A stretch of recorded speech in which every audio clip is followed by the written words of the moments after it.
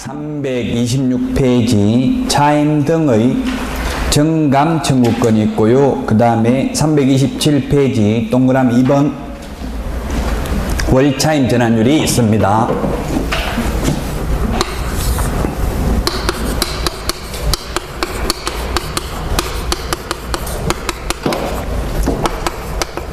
차임 등의 정감 청구권이 있고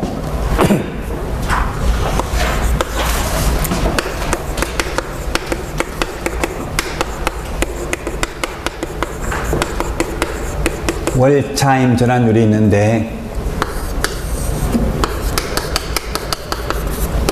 주택, 상가 같이 비교를 해야 됩니다. 주택의 경우에는 차임 등의 정감 청구가 시험에 28회 시험에 출제되는데 감액은 상한선이 없습니다. 정액만 상한선이 있습니다. 주택이나 상가 다 마찬가지고요. 주택은 20분의 1이라고 되어 있고 상가는 100분의 5라고 되어 있습니다. 이게 바뀌었다고요? 우리 책에는 100분의 9라고 되어 있겠죠? 1월 26일부로 100분의 5로 바뀌었습니다. 프린트 2번 내드렸습니다. 5% 둘 다 퍼센트로 따지면 5%죠? 법조문에는 이렇게 표현하고 있지만 둘 다 5%만 올릴 수 있다. 퍼센트로 따지면 1억이면 500만원 올릴 수 있다고요? 자, 그러면 계약기간을 2년 계약기간을 처음에 2년 계약 체결했는데 애초에 1년밖에 안 지났는데 주변 시세가 많이 올랐다고 500만원 올려달라 할 수 있어요? 없어요? 할 수 있습니다. 이게 계약기간 중에 올리는 것만 이게 적용돼요. 2년 계약기간 끝나고 올리는 건 얼마든지 많이 올려도 됩니다. 근데 현실적으로는 보통 2년 계약했으면 1년 지났다고 올려달라는 사람 거의 없죠. 현실은 그냥 2년 지나서 왕창 올리기는 해요. 그러나 이론적으로는 1년만 지나면 올릴 수 있습니다. 5%씩. 상가도 마찬가지.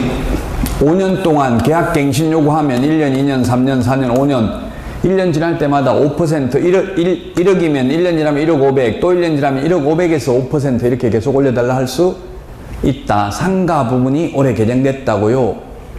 올해 1월 26일 날 개정됐고요. 그전에는 우리 책에는 그래서 9%라고 돼 있을 거예요. 100분의 9. 바뀐 거 이거 시험에 반드시 나오겠죠. 민법이나 우리 중개 실무에.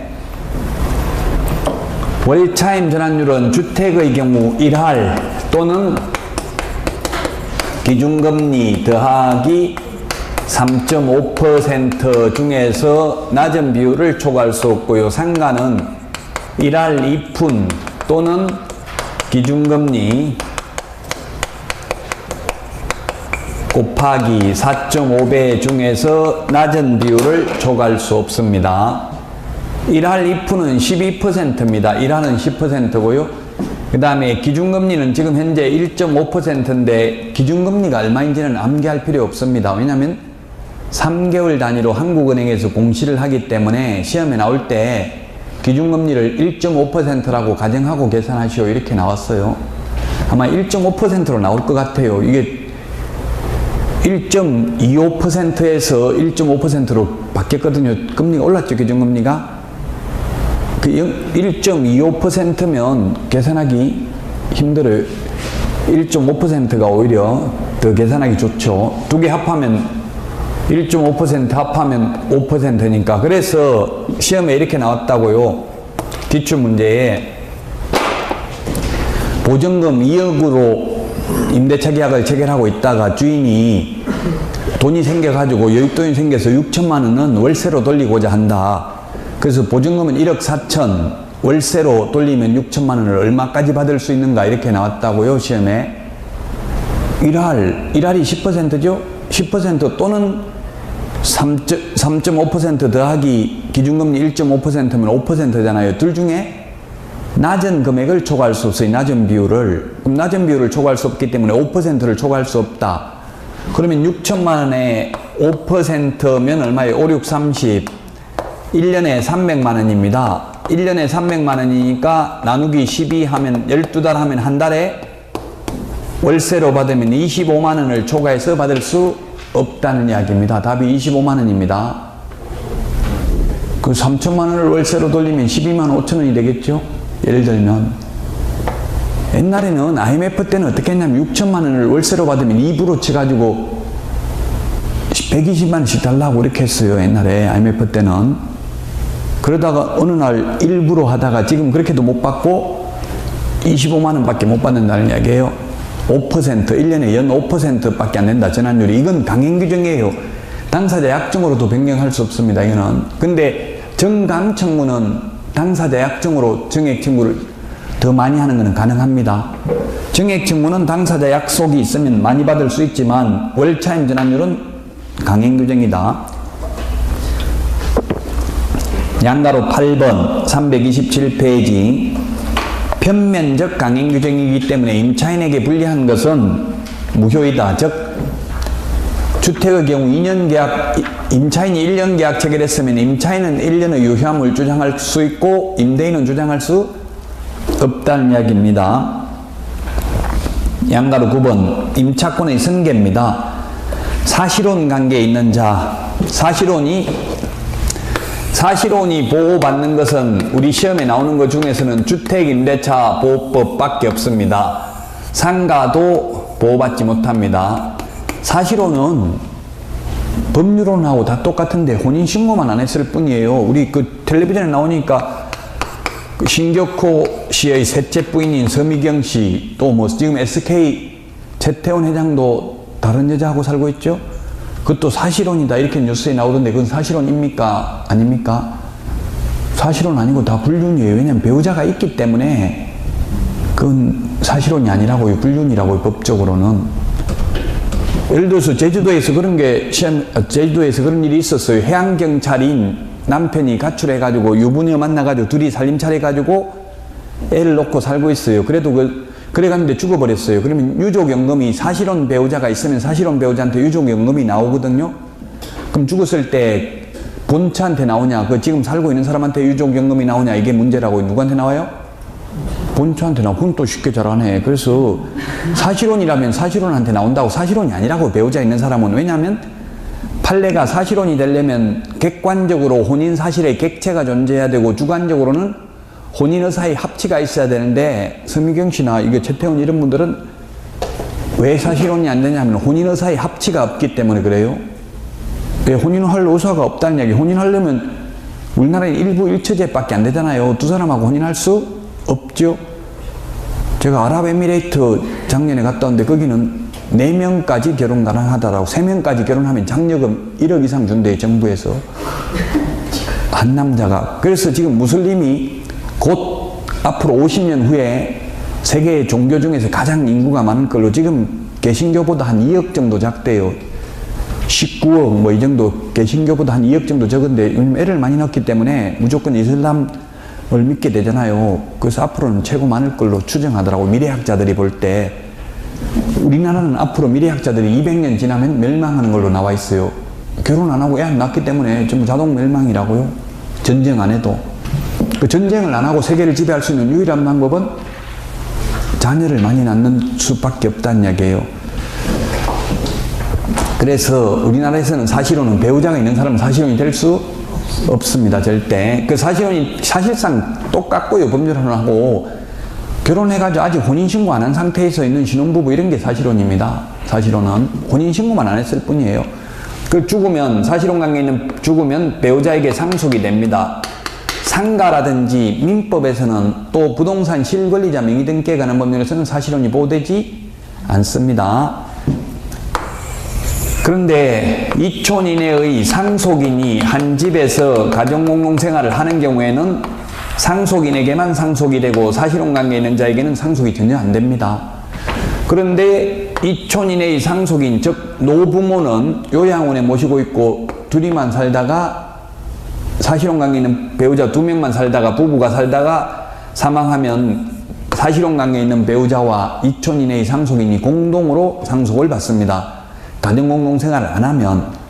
그래서 고려대학교 김현배 명예교수 같은 경우는 신랄하게 책에서 비판하고 있습니다. 노부모를 모시면 한 푼도 상속이 안 되고, 안 모시면 상속이 된다면 여러분 같으면 모셔요, 안 모셔요? 숨도 안 쉬고 안 모셔요? 네. 모시고 정지조건부로 모시면 되겠죠.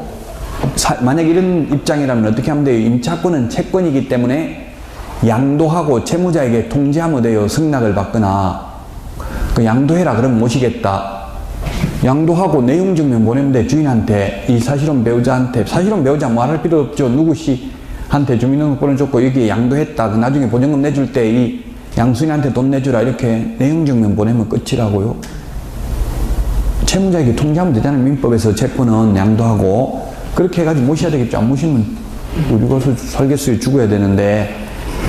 자, 단 1년 계약 체결해놓고 1년 만에, 2년 계약 체결해놓고 1년 만에 죽었어요. 그러면 남은 1년을 더 살 수 있어요. 사실은 배우자가.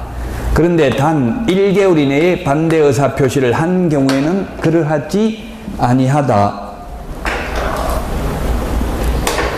1개월 이내에 반대 의사 표시를 한 경우 그러하지 않습니다. 우리 프린트에 1개월에 보면 나와 있습니다.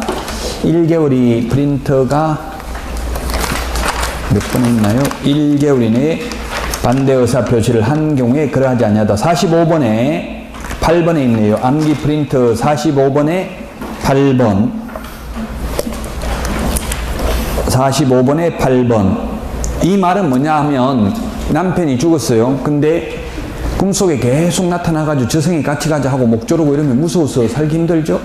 그래서 집주인한테 여긴 도저히 무서워서 못 살겠다, 방 빼야 되겠다 하면 돈 내줘야 된다는 뜻입니다. 사랑하는 사람 죽으면 무서워요. 뭐 사랑 안 하면 무섭지 않죠, 죽어도. 예, 그래서 어쨌든 한 달 안에 주인한테 방 빼야 되겠다 말하면 주인이 돈 내줘야 된다 이 뜻입니다. 양가로 10번 임대차 정보 제공인데 이게 임대차 정보 제공을 임대차 이해관계에 있는 사람에게만 세대별 주민등록 열람 이런 걸 해준다고요. 근데 지금 중요한 거는 개업공개사가 할 수 있어야 되는데 개업공개사는 이해관계인이 아닙니다. 그래서 개업공개사 혼자서 떼볼 수는 없다고 주민등록 세대별 주민등록 열람 이런 걸. 자, 그 다음에 양가로 11번 표준계약서 사용. 법무부 장관이 주택임대차 표준계약서 사용을 권장할 수 있습니다. 그 다음에 주택임대차위원회라는 게 있는데 12번 위원장 1명을 포함한 9명 이상 15명 이하로 구성되고요. 법무부 차관이 됩니다. 임기는 원칙 2년입니다. 다만 공무원은 임기가 없습니다. 그 다음에 329페이지 13번 주택임대차 분쟁조정위원회 시험에 아직 나온 적은 없습니다. 이 법의 적용을 받는 주택임대차와 관련된 분쟁을 조정심의하기 위해서 대통령령으로 정하는 바에 따라 법률구조법에 따른 대한법률구조공단 지부에 주택임대차 분쟁조정위원회를 둔다. 위원회 특별시, 광역시, 특별자치시, 도 및 특별자치도는 그 지방자치단체의 실정을 고려하여 조정위원회를 둘 수 있다.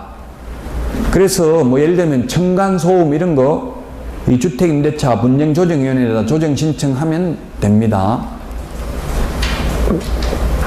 지금 현재 대한법률구조공단 지부에 둔다고 했기 때문에 반드시 두어야 합니다. 아직까지 시험에 나온 적은 없으니까 이 정도만 하도록 하겠습니다. 다음에 또 민법에서도 공부를 하게 되는데 지금 조정이 엄청나게 많이 나와 있죠. 이게 다 시험에 아직까지 나온 적은 없습니다. 334 상가금융임대차보호법입니다. 상가는 모든 상가가 다 적용되는 게 아니라 동그라미 2번 사업자 등록이 대상이 되는 건물만 적용됩니다. 그래서 동창회 건물이라든지 교회, 사찰, 그 다음에 어린이집, 그리고 유치원 이런 건 적용되지 않습니다. 유치원도 사업자 등록이 안 돼요. 적용되지 않는다. 유치원. 현업에 있는 분들이 제가 연수교육 하니까 2년에 한 번씩 연수교육 하잖아요. 저는 지금 경기도 연수교육 강사입니다. 제가 경기도청에서 직접 시행해요. 올해도 지금 연수교육을 위탁을 안 하고. 그래서 제가 그 경기도에서도 연수교육 하니까 한 분이 그런 질문 하더라고요. 아파트 단지 내에 1층에 있는 어린이집이 상가금융임대차보호법이 적용되는지 여부. 된다 안 된다? 안 된다고. 왜? 사업자 등록의 대상이 아니기 때문에. 그 다음에 그 밑에 보호받는 금액 4억을 바꾸라고요. 얼마로 바꿔야 돼요? 6억 1천, 3억을 5억, 2억 4천을 3억 9천, 1억 8천을 2억 7천, 334페이지 맨 밑에 있는 표 334 프린트도 2번이나 내드렸습니다. 좀 전 시간에도 이거 다 이야기했어요. 환산보증금입니다. 335페이지 그 환산보증금 계산하는 거는 1분의 100을 곱하여 환산한 금액을 말한다 했는데 1분의 100이면 그냥 100이에요. 100. 분수로 하면 1분의 100이고 월세 곱하기 100을 하면 그게 환산보증금 된다 이 말이죠. 월세로 전세로 환산한다 이 말입니다. 그 다음에 양가로 2번 대항력은 주택의 경우에는 인도받고 전입신고인데 상가는 사업자 등록 신청하면 대항력이 생기고요. 그 다음에 양가로 3번 확정일자에 의한 우선면제는 우선면제의 경우에는 대항력 플러스 확정일자 받아야 되는데 확정일자는 세무서에서 받습니다. 336페이지 맨 밑에 파란 글씨만 보면 임대차 정보 제공인데 임대차에 이해관계가 있는 자는 세무서장에게 해당 상가 건물의 확정일자 부여일, 차임 및 보증금 등 정보 제공을 요청할 수 있다. 근데 여기도 개업공개사는 이해관계인이 아닙니다. 개업공개사는 요청할 수 없어요. 그 다음에 B번에 임대차 계약을 체결하려는 자는 임대인의 동의를 받아서 관할 세무서장에게 정보 제공을 요청할 수 있다. 이 반드시 인감이 필요한 건 아니더라고요. 그 신청서에다가 주인 그냥 서명 날인 서명만 받아도 돼요. 인감증명을 꼭 첨부해야 되는 건 아니에요. 그 만약에 주인한테 직접 물어볼 수도 있겠죠. 그 공무원이 세무서에서. 그래서 주인 동의만 받으면 가능한데 현실적으로 주인이 이걸 동의를 잘 안 해주는 경우가 많죠. 해달라고 하기가 개업공개사가 말하면 세입자가 말하는 거는 좋아요. 세입자는 말 안 들으면 계약 안 하면 되잖아요. 선수인 세입자 알려달라. 이거 세대별 주민등록 열람하게 해달라. 하면 상가 같으면 마찬가지로 선순위 세입자 얼마인지 세입자가 알려달라 해야지. 개업공개사가 말하니까 너 왜 이렇게 별나게 하냐. 다른 개업공개사들은 이런 말 안 하는데 싫어하더라고요. 그러니까 여러분이 만약에 임차인 쪽 개업공개사라면 임차인한테 이러이러한 거는 요구하십시오. 주인한테 이걸 알려줘야 돼요. 그래야 나중에 사고가 안 나겠죠. 배당 못 받으면 개업공개사 책임이 있거든요. 선순위 권리관계 확인 안 해가지고. 자, 그 다음에 337페이지 거기 아까 334페이지는 다시 한번 보면 거기 과밀액제권역에는 부산을 넣어야 된다고 했죠. 부산 334페이지 부산이 들어가고요. 그 다음에 광역시에는 거기에 보면 용인, 안산, 김포, 광주만 있는데 3개를 더 넣어야 되겠죠.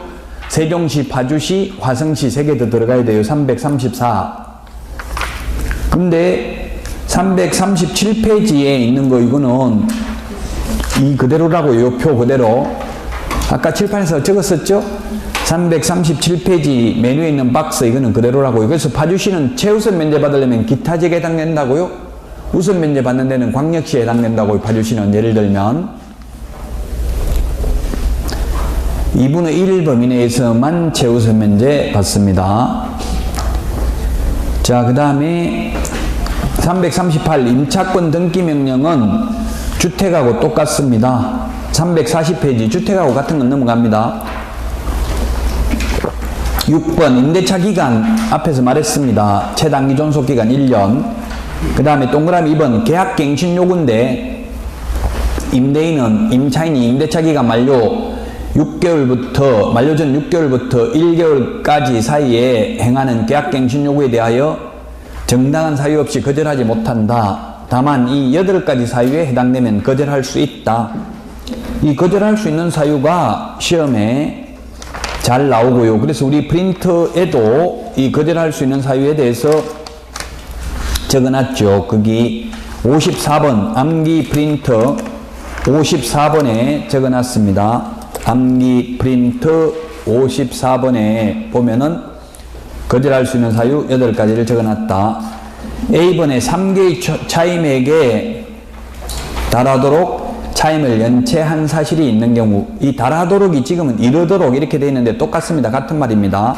3개의 차임액에 이르도록 차임을 연체한 사실이 있는 경우, 3개의 차임액이라고 하면 한 달 월세가 100만 원이면 300만 원이 연체돼야 돼요. 그래서 이번에 장사가 안 돼서 50만 원밖에 못 주겠다 이런 식으로 할 것 같으면 6개월이 연체돼야 되겠죠. 50만 원씩 연체시켰다면 석 달 월세액에 해당되는 금액을 연체한 사실이 있는 경우입니다. 사실이 있는 경우니까 과거에 한 번이라도 석 달 월세에 해당하는 금액을 연체한 사실이 있으면 계약갱신 요구를 거절할 수 있죠.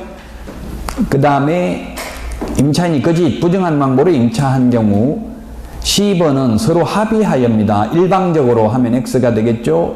상당한 보상을 제공한 경우 D번은 동의 없이가 포인트입니다. 동의 받아서 하면 X죠. 동의 없이 전대한 경우입니다.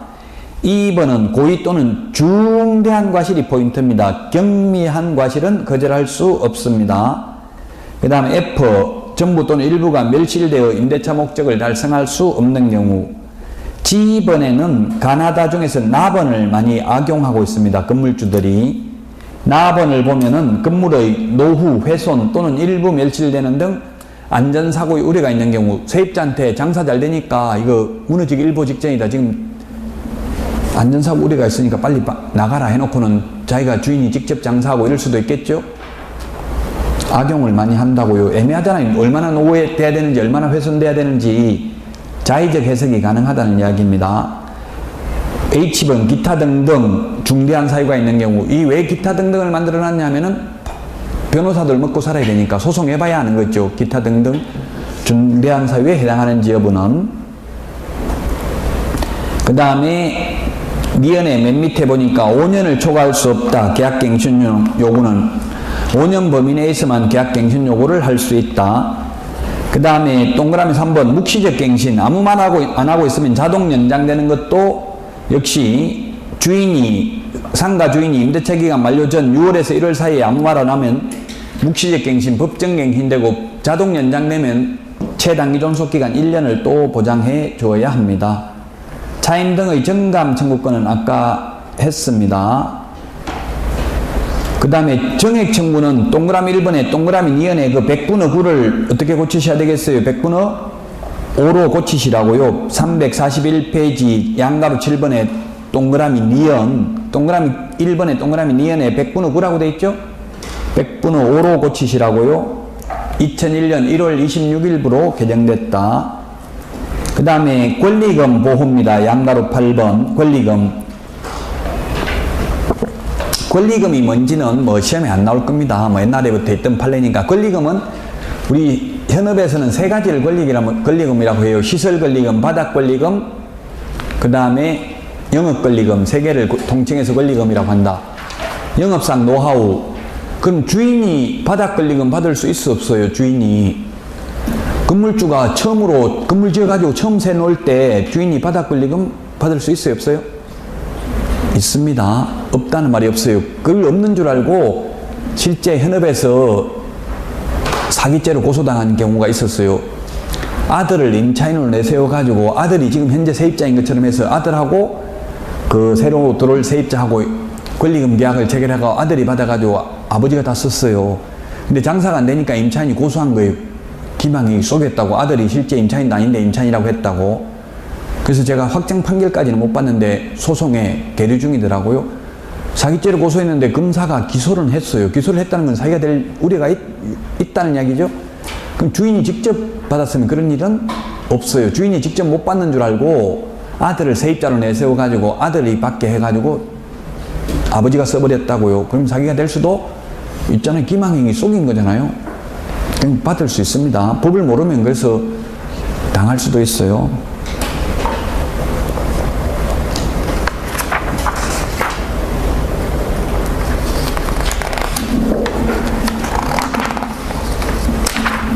(342페이지입니다) 동그라미 2번에 동그라미 기억 3개월 전부터 임대차 종료 시까지 권리금이 보호되는 거는 권리금 회수 기회가 보장되는 거는 임대차 기간 끝나기 3개월 전부터 임대차 기간 종료 시까지 이 3개월 동안 현 세입자가 새로운 세입자 데리고 와서 이 새로운 세입자한테 내가 권리금을 받을 테니까 건물주께서는 이 새로운 세입자하고 임대차 계약을 체결해 주십시오. 이렇게 하면 정당한 사유 없이 권리금 회수 기회를 박탈해서는 안 된다.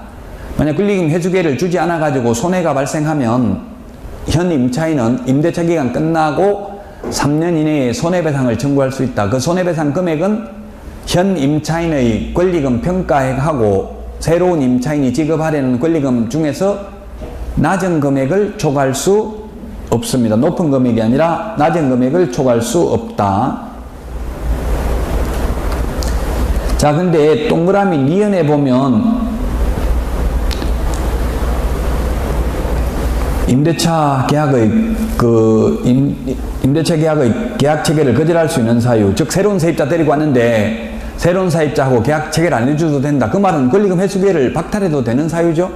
한마디로 말하면 동그라미 A번 임차인이 주선한 신규 임차인 데리는 자가 보증금 또는 차임을 지급할 자력이 없는 경우, 자력이란 경제적 능력이죠. 그래서 이게 2015년 5월 달에 권리금 보호 규정이 신설됐는데요. 지금 현업에서는 오히려 이게 법에 명문화되고 나서 권리금 회수 기회를 더 박탈 많이 당하고 있대요. 합법적으로 이제 주인이 못 받아가게 딱 맘먹으면, 못 받아가게 하려고 맘먹으면 받아갈 수가 없어요. 새로운 세입자 상가는 3개월 동안 한 명 데리고 오기 쉽지 않아요. 쉽지 않은데 한 명 데리고 오니까 주인이 저 월세 안 낼 것 같은데, 자력이 없을 것 같은데 돈 좀 있는 사람 좀 데리고 와봐라 이렇게 해버리면 3개월 다 지나가 버리죠. 다시 못 데리고 와요. 그러면 그 사람이 자력이 있다는 걸 입증해가지고 소송해야 되는데 쉽지 않잖아요. 현실적으로. 그 다음에 B번에도 보면 임차인이 의무를 위반할 우려가 있거나 새로운 임차인이 지금 의무를 위반할 우려가 있다. 저 사람 역시 월세도 안 낼 것 같아. 뭐 부술 것 같다. 우려가 있다는 이야기예요. 애매하죠. 너무나 자의적이죠. 그 다음에 C번에 보면 이 꼴 저 꼴 보기 싫다. 나는 이제 더 이상 세 안 주겠다. 1년 6개월 이상 그냥 앞으로 동창회 사무실로 쓰겠다. 해버리면 권리금 회수기에 보장 안 해줘도 됩니다. 1년 6개월입니다. 그 다음에 임대인이 선택한 신규 임차인이 임차인과 권리금 계약을 체결하고 그 권리금을 지급한 경우는 권리금 회수기에 보장해주지 않아도 된다. 그 다음에 343 10번 표준 임대차 계약서 작성입니다. 법무부 장관이 상가 건물 임대차 표준 계약서 작성을 권장할 수 있다. 사용을. 전대차 계약에도 계약갱신 요구권이나 계약갱신했을 때 전임대차와 동일한 조건으로 계약을 한 것으로 본다. 3개의 차임액을 연체했을 때 해지할 수 있다. 정감 청구 5%밖에 못 올린다. 월차임 산전율에 대한 일할 2푼 또는 기준금리 곱하기 4.5배 이런 거는 적용이 된다. 그러나 권리금은 보호되지 않습니다. 전차인은 권리금 회수기에는 보장해주지 않습니다. 그 다음에 343 부동산 실권리자 명의등기에 관한 법률인데요. 이것도 민법에서 반드시 한 문제가 나오기 때문에 아직 안 했나요? 민법에서는? 부동산 실권리자 명의등기에 관한 법률 민법에서 안 했으면 간략하게만 보도록 하겠습니다. 앞으로 지금은 아직 처음 하니까 그렇지만 앞으로는 너무 많이 해가지고 짜증나요. 민법에서도 하고 중개실무에서도 하니까. 명의신탁이라는 거는 실권리자 명의등기에 관한 법률은 김영삼 정부 때 1995년 7월 1일 날 도입이 됐습니다. 그 당시 금융실명제, 부동산 실명제 해가지고 폭발적인 인기가 있었습니다. 김영삼 전 대통령이 초기 때는 지지율이 90%였어요. 그러다가 IMF를 맞아가지고 마지막 때는 10% 지지율로 추락했어요. 초창기에는 엄청나게 개혁을 많이 했다고. 전두환 노태우 구속시키고 뭐 군인사 장성급들 다 막 하고 엄청난 하여튼 개혁을 많이 했다고. 금융실명제, 부동산 실명제 도입하고.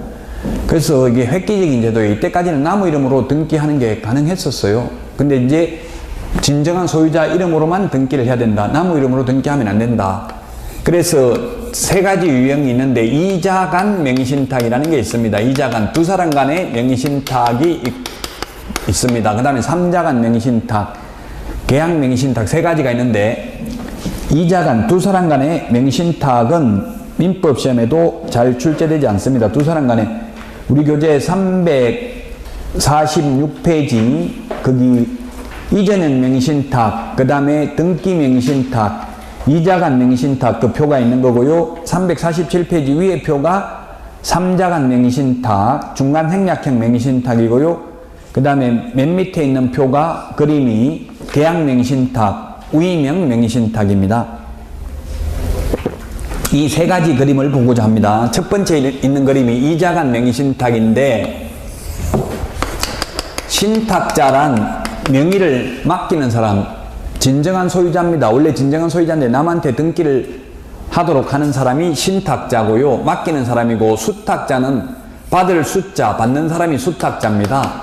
뭘 받았다? 등기 명의를 받았다는 이야기예요. 원래는 갑소유인데 을앞으로 등기를 해놨다고요. 등기를 돌려놓은 경우입니다. 뭐 예를 들면 지금 다주택자들 세금 중과세 하겠다, 양도소득세 이런 게 중과세 되잖아요. 그럼 남 앞으로 등기를 넘겨놓은 거예요. 매수인, 매도인인 것처럼 해서. 그래서 이 두 사람 간의 명의 신탁 약정은 무효입니다. 명의신탁을 하기로 한 약정은 무효이고요. 그로 인한 물권 변동 효력, 등기도 무효입니다. 등기도 무효이다.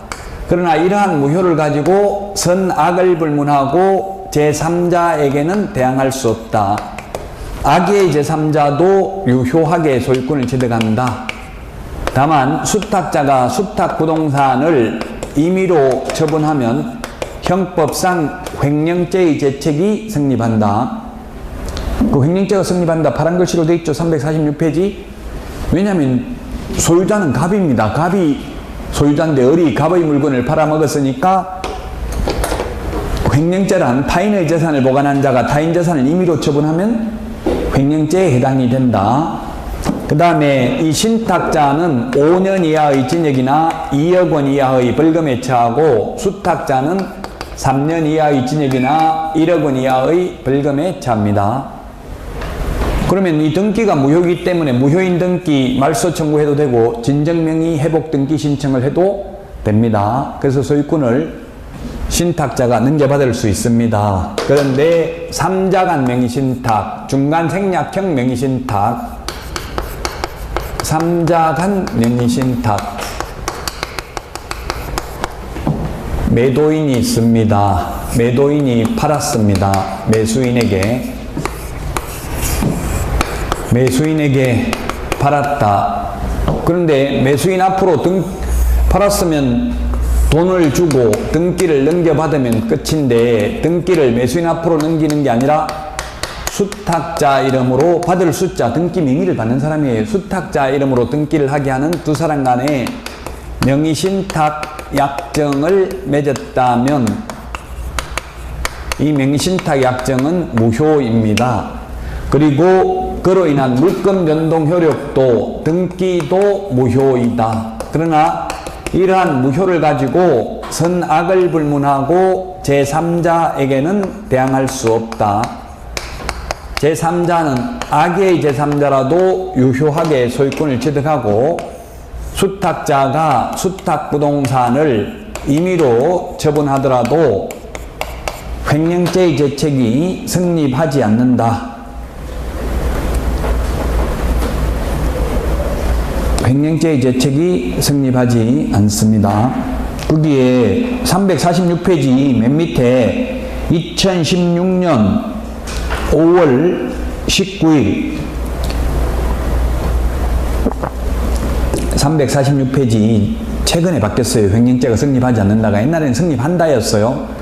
2016년 5월 19일 대법원 판례가 변경되어서 지금은 횡령죄에 성립하지 않는다. 그럼 옛날에 성립한다고 했다가 판례가 바뀐 게, 그냥 주된 취지는 이 갑이 있고 을이 있고 병이 있다면, 병이 있으면 을이 횡령죄로 고소했는데 이때 소유자가 누구예요? 등기는 병명의로 되어 있는데 소유자는 갑입니다. 갑. 등기가 무효니까 효력이 발생 안 했으니까. 왜냐하면 민법 186조 물권 변동 효력은 등기해야 되는데 아직 등기가 을 앞으로 안 넘어갔기 때문에 을은 소유자가 아니에요. 소유자가 아닌 사람이 자기 물건도 아닌데 자기 물건 팔아먹었다고 횡령죄로 고소하는 것은 성립하지 않는다는 겁니다. 한마디로 말하면. 어쨌든 옛날엔 성립한다 했다가 지금 대부분 판례가 변경됐다고요. 횡령죄가 성립하지 않는 것으로. 그러면 명신탁 약정 해지에 의한 소유권 이전 등기 청구는 불가능합니다. 왜냐하면 해지라는 것은 적법하게 성립된 계약의 장래 효력을 소멸시키는 게 해지인데, 아예 계약이 무효니까 해지할 수가 처음부터 효력이 발생 안 했다고요. 해지라는 말이 성립할 수가 없다.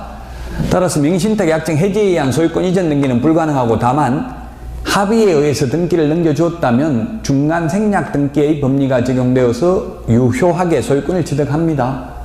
근데 안 넘겨주면 등기를 어떻게 하냐면 갑이 무효인 등기 말소 청구해야 되고 안 하면 을이 갑을 대위해서 말소 청구, 대신해서 말소 청구해서 매매 계약은 유효하기 때문에 매매 계약에 의해서 을 명의로 소유권 이전 등기를 격려하는 때에 을이 소유권을 취득한다. 이 사람이 신탁자입니다. 매도인과의 관계에서는 매수인이고 수탁자와의 관계에서는 신탁자. 신탁자 5년 이하의 징역이나 2억 원 이하의 벌금, 수탁자 3년 이하의 징역이나 1억 원 이하의 벌금입니다. 마지막으로 위명 명신탁, 소위 계약 명신탁.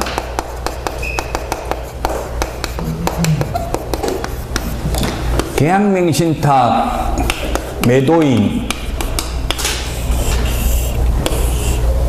매수인이 있습니다. 지금 MB 도곡동 땅, 내곡동 땅 모두 만약 명신탁이 되었다면 지금 도곡동 땅은 옛날 검찰 수사 결과가 명신탁이 됐다고 했어요. MB 천암도는 아니다. 20억 주고 샀는데 누군가가 신탁자가 있다. 즉 돈 대주는 사람, 물주, 전주, 자금주, 스폰서를 신탁자라고 합니다. 그리고 이 매도인과의 관계에서는 매수인이고 신탁자와의 관계에서는 수탁자가 되겠습니다. 누군가가 있긴 있는데 누구한테 받은지는 모른다. 이렇게 수사 결과가 옛날에 발표됐어요.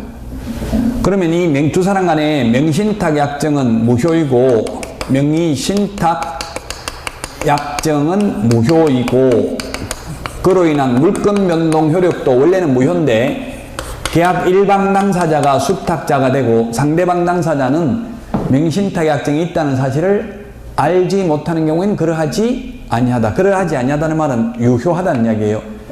현실적으로 보면 20살 먹는 분이 10억 가지고 왔어요. 여자분이. 그렇다고 해서 매도인이 너 어느 놈한테 받았냐? 네가 벌지는 못했을 텐데 이런 거 따지고 물어요? 안 물어요? 안 묻죠. 알면 다친다. 옛날 사람들이 말하는 게 알면 악이잖아요.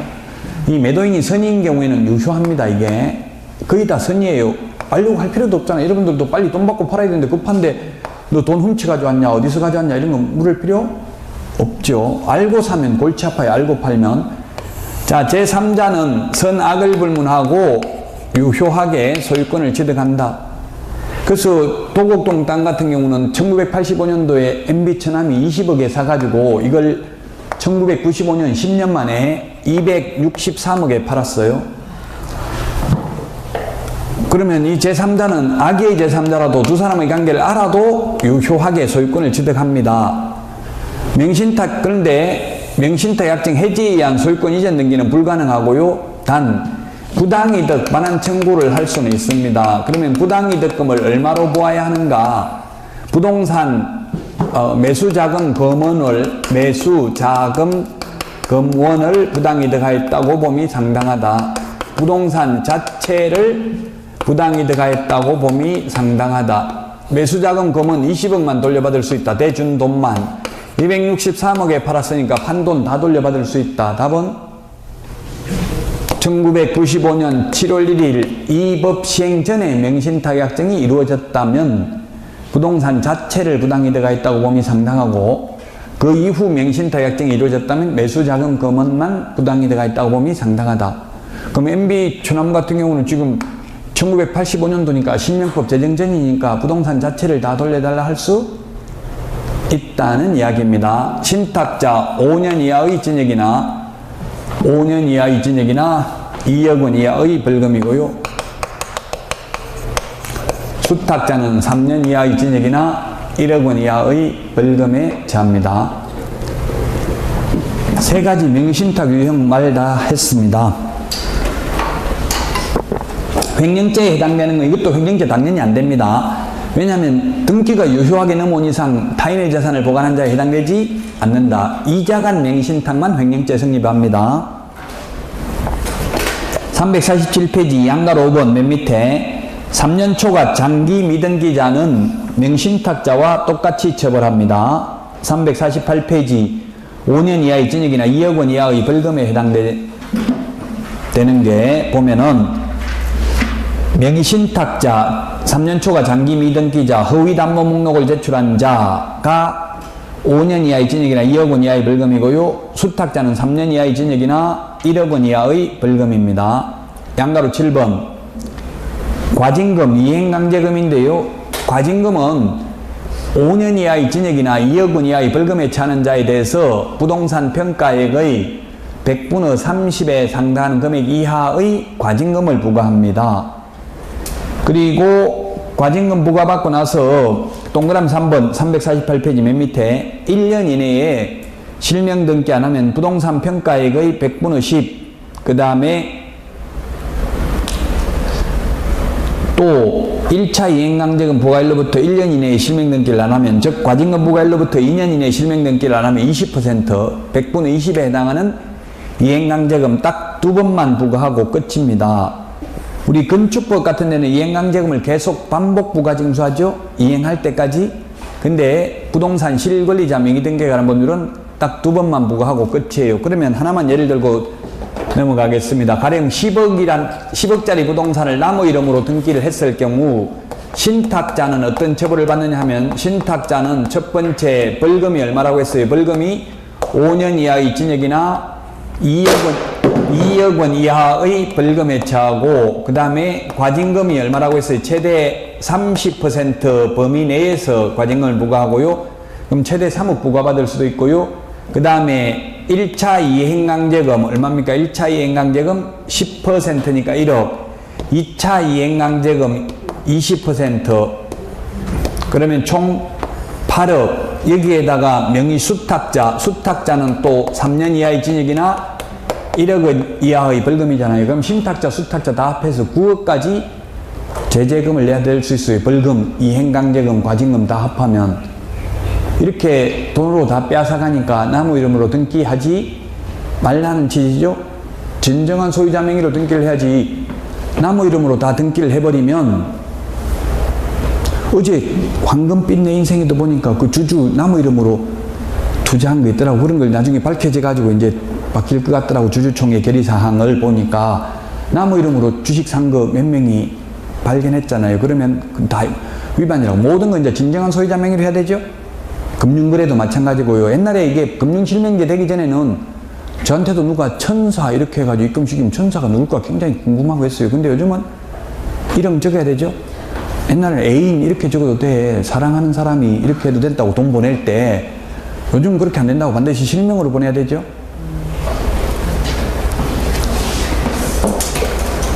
자, 여기까지가 부동산 실권리자 명의등기에 관한 법률입니다. 여기까지 하고 쉬었다가 351페이지 경공매 매수 신청들이 이제 남았습니다. 쉬었다가 하도록 하겠습니다.